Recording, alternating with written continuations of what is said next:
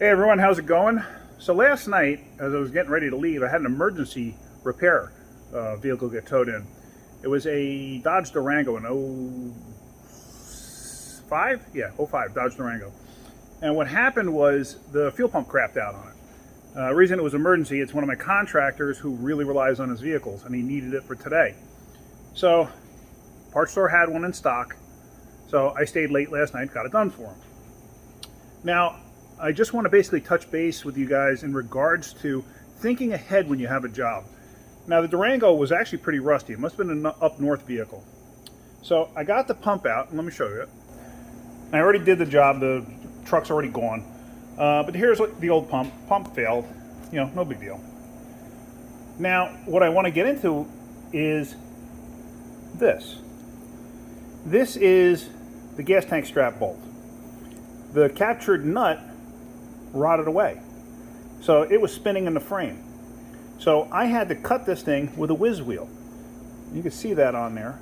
You can see, like, I cut it, I got as far as I could, and then I rotated it the other way and cut it again. Whoops. Sorry about that. And I cut it again. You see that.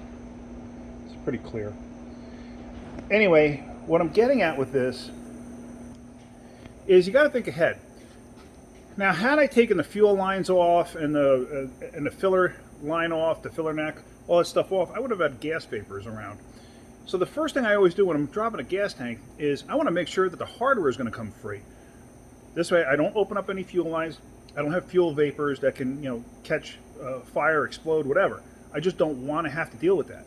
So what I do is I check to see if the bolts will come out, and of course, they wouldn't come out. The captured nuts were spinning, so I was able to get up there and cut them with a whiz wheel, creating lots of sparks and everything else. I could have used a torch too if I had to, obviously being careful because the plastic tank is right there. But there again, had I taken the fuel lines off, had I taken the vapor lines off, had I taken the filler neck tube off, any of that stuff, I would not have been able to do that. So thinking ahead sometimes can save you a lot of aggravation. And it did with this. So I was able to do this. You can actually get to the other side of this with nuts. It's difficult, but you could do it.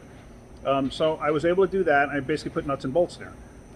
It's the last time this truck is ever going to see a fuel pump because it's probably going to last another year, and that's about it.